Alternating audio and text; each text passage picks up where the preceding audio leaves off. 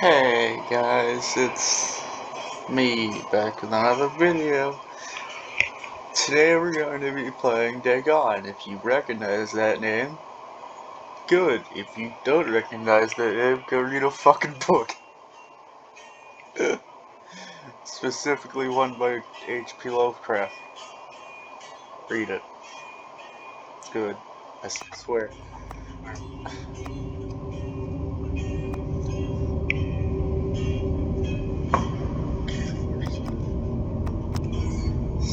Start a new game. I am writing this under an appreciable mental strain, since by tonight,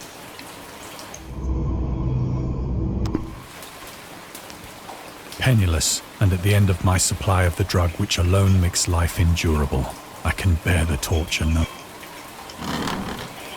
Do not think from my slavery to morphine that I am a weakling or a degenerate. When you have read these hastily scrawled pages, you may guess, though never fully realize, why it is that I must have forgetfulness or death.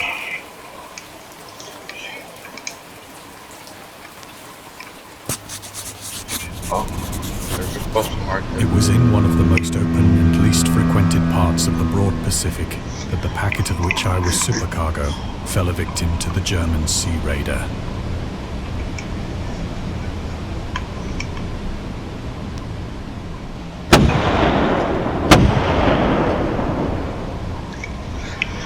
The Great War was then at its very beginning, and the ocean forces of the Hun had not completely sunk to their later degradation, so that our vessel was made a legitimate prize, whilst we of her crew were treated with all the fairness and consideration due us as naval prisoners. That's a set, I'm not sure.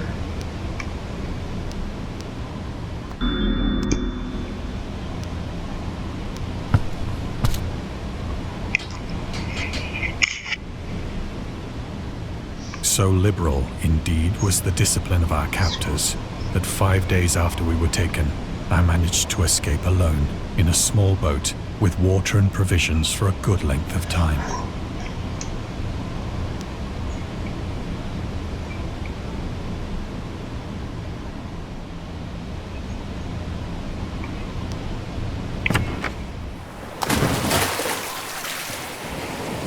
When I finally found myself adrift and free, I had but little idea of my surroundings.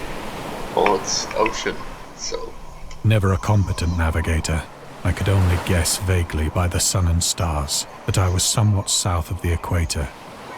Of the longitude, I knew nothing, and no island or coastline was in sight. Well, I would assume so. You're right in the fucking ocean.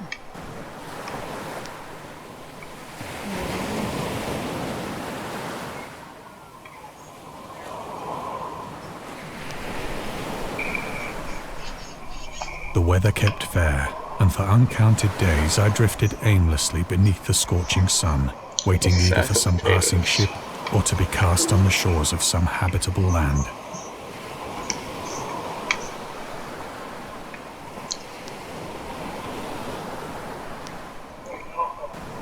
Oh. But neither ship nor land appeared, and I began to despair in my solitude upon the heaving vastness of unbroken blue. The change happened whilst I slept. Its details I shall never know, for my slumber, though troubled and dream-infested, was continuous.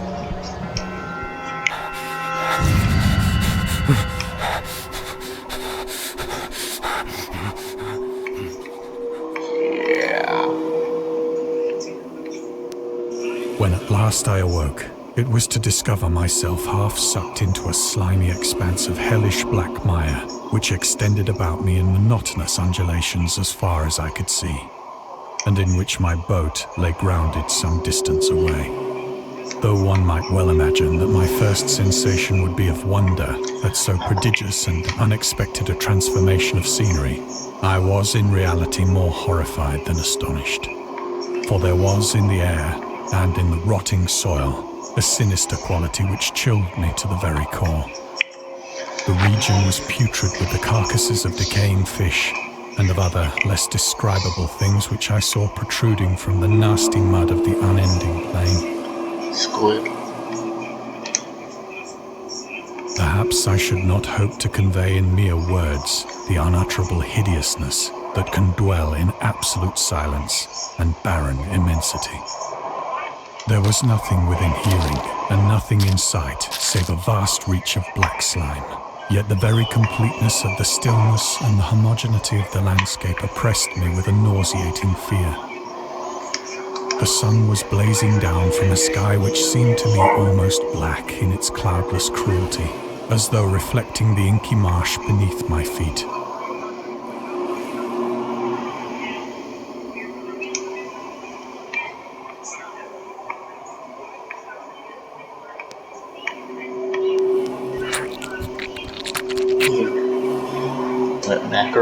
As I crawled into the stranded boat, I realized that only one theory could explain my position. Through some unprecedented volcanic upheaval, a portion of the ocean floor must have been thrown to the surface, exposing regions for which innumerable millions of years had lain hidden under unfathomable watery depths. So great was the extent of the new land which had risen beneath me that I could not detect the faintest noise of the surging ocean, straining my ears as I might. Nor were there any seafowl to prey upon the dead things.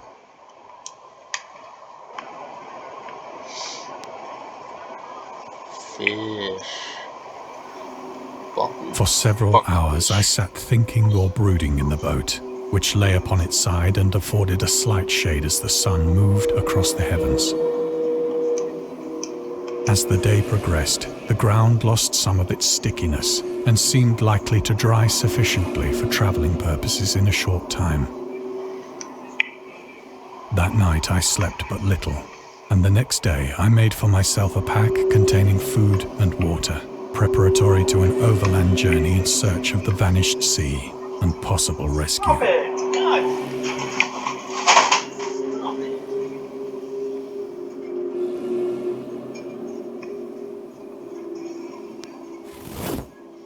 On the third morning, I found the soil dry enough to walk upon with ease. The odor of the fish was maddening, but I was too much concerned with graver things to mind so slight an evil, and set out boldly for an unknown goal.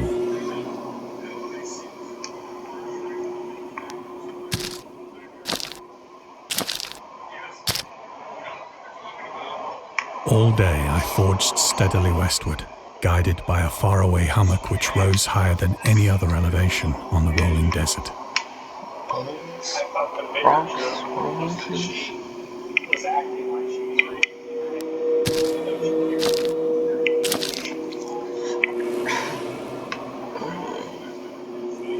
Okay, well that's obviously a fucking leg. That night I encamped, and on the following day still travelled toward the hummock, though that object seemed scarcely nearer than when I had first espied it.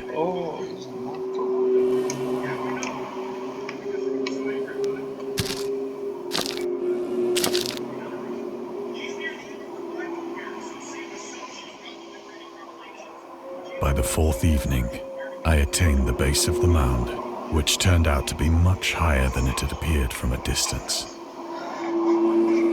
An intervening valley setting it out in sharper relief from the general surface. Too weary to ascend, I slept in the shadow of the hill.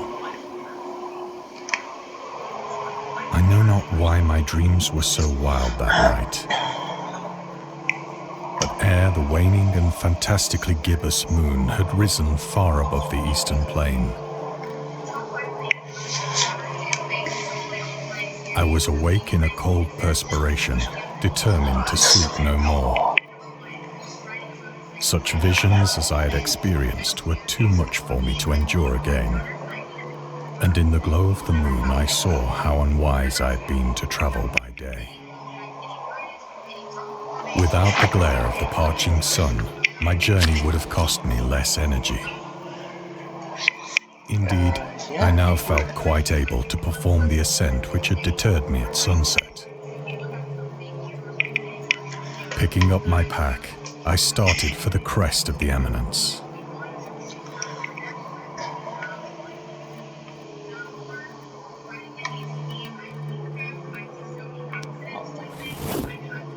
I have said that the unbroken monotony of the rolling plain was a source of vague horror to me. But I think my horror was greater when I gained the summit of the mound and looked down the other side into an immeasurable pit or canyon, whose black recesses the moon had not yet soared high enough to illumine. I felt myself on the edge of the world, peering over the rim into a fathomless chaos of eternal night. Through my terror ran curious reminiscences of Paradise Lost and of Satan's hideous climb through the unfashioned realms of darkness. As the moon climbed higher in the sky, I began to see that the slopes of the valley were not quite so perpendicular as I had imagined.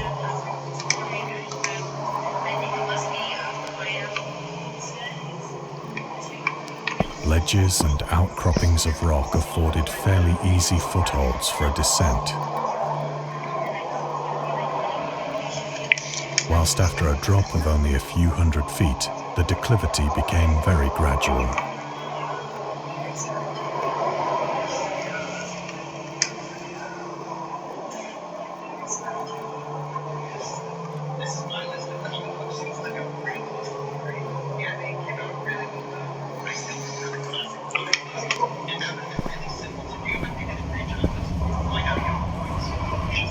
Urged on by an impulse which I cannot definitely analyze, I scrambled with difficulty down the rocks and stood on the gentler slope beneath, gazing. All at once, my attention was captured by a vast and singular object on the opposite slope, which rose steeply about 100 yards ahead of me, an object that gleamed whitely in the newly bestowed rays of the ascending moon.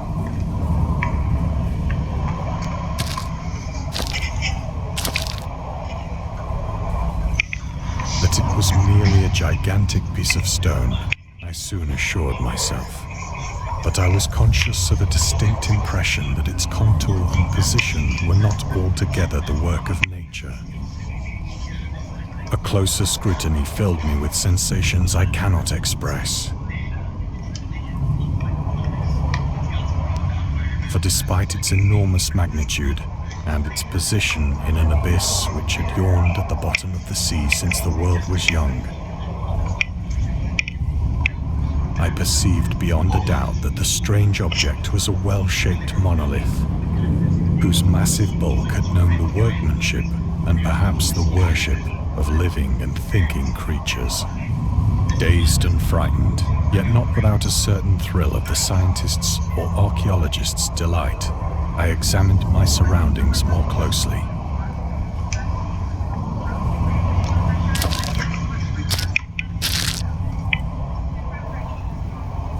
The moon, now near the zenith, shone weirdly and vividly above the towering steeps that hemmed in the chasm.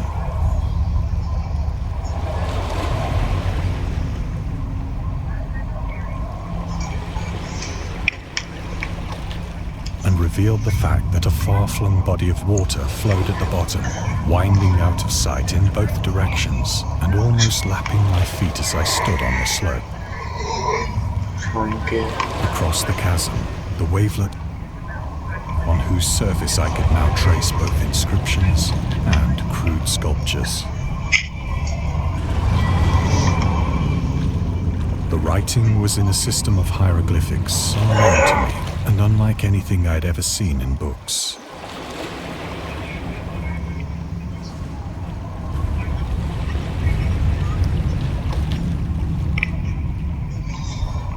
Consisting for the most part of conventionalized aquatic symbols such as fishes, eels, octopi, crustaceans, mollusks, whales, and the like. Several characters obviously represented marine things which are unknown to the modern world, but whose decomposing forms I had observed on the ocean-risen plain.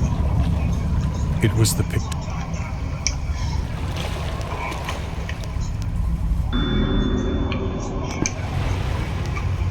plainly visible across the intervening water on account of their enormous size, were an array of bas-reliefs whose subjects would have excited the envy of a Doré.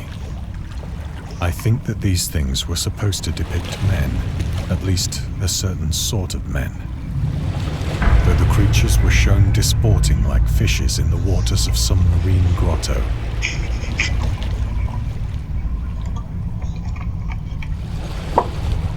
Or paying homage at some monolithic shrine which appeared to be under the waves as well. Of their faces and forms I dare not speak in detail, for the mere remembrance makes me grow faint, grotesque beyond the imagination of a Poe or a Bulwer. Glassy, bulging eyes, and other features less pleasant to recall. What the fuck? Curiously enough, they seem to have been chiseled badly out of proportion with their scenic background.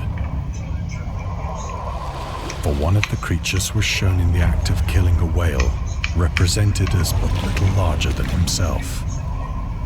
I remarked, as I say, their grotesqueness and strange size, but in a moment decided that they were merely the imaginary gods of some primitive fishing or seafaring tribe. Some tribe whose last descendant had perished eras before the first ancestor of the Piltdown or Neanderthal man was born.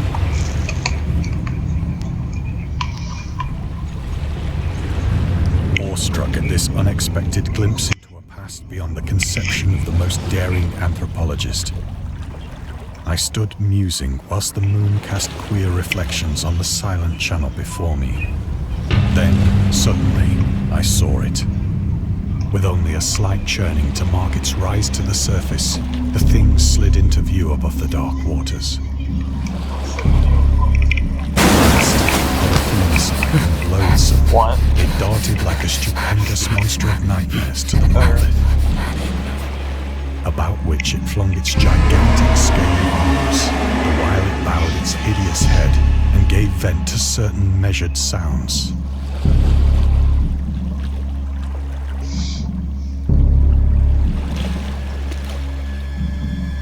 I think I went mad then. Of my frantic ascent of the sloping cliff, and of my delirious journey back to the stranded boat, I remember little.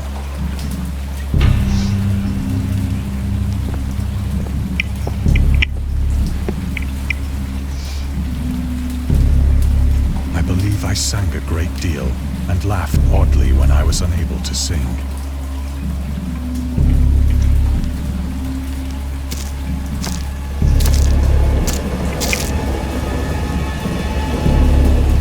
Indistinct recollections of a great storm sometime after I reached the boat.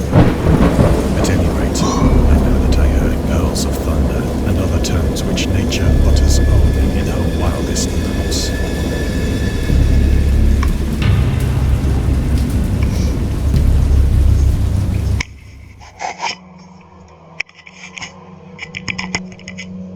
When I came out of the shadows, I was in a San Francisco hospital. Brought thither by the captain of the American ship which had picked up my boat in mid-ocean. In my delirium, I had said much, but found that my words had been given scant attention. Of any land upheaval in the Pacific, my rescuers knew nothing. Nor did I deem it necessary to insist upon a thing which I knew they could not believe.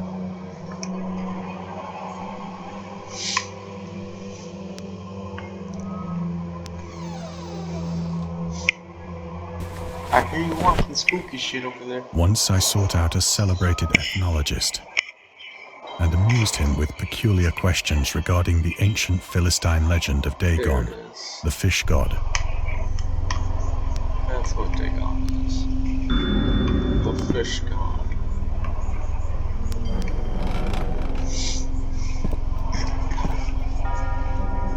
But soon perceiving that he was hopelessly conventional, I did not press my inquiries.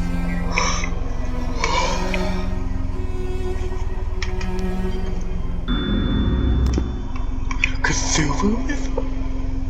How did I miss that?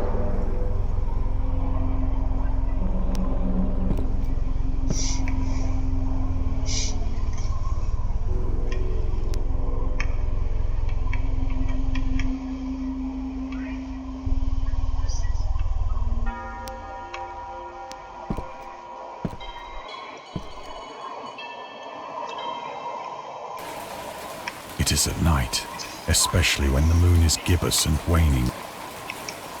I tried morphine, but the drug has given only transient surcease and has drawn me into its clutches as a hopeless slave. So now I am to end it all, having written a full account for the information or the contemptuous amusement of my fellow men.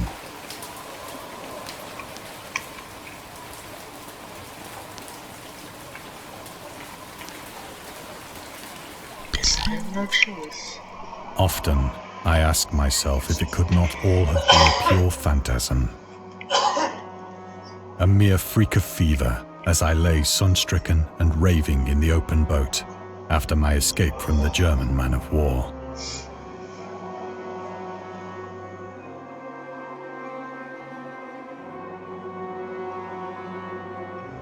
This I ask myself, but ever does there come before me a hideously vivid vision in reply.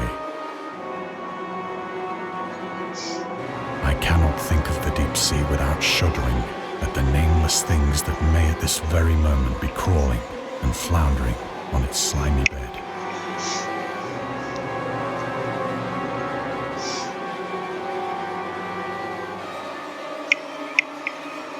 Worshipping their ancient stone idols and carving their own detestable likenesses on submarine obelisks of water-soaked granite. I dream of a day when they may rise above the billows to drag down into their reeking talons the remnants of puny, war-exhausted. Of a day when the land shall sink and the dark ocean shall ascend amidst universal pandemonium.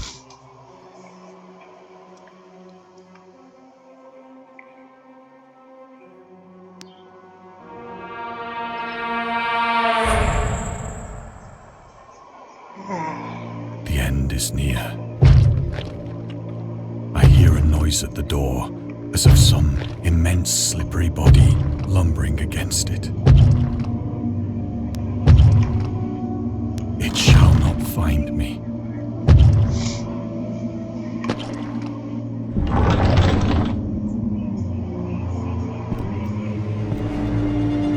God, that hand!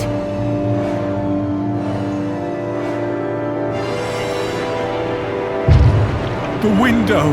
The window!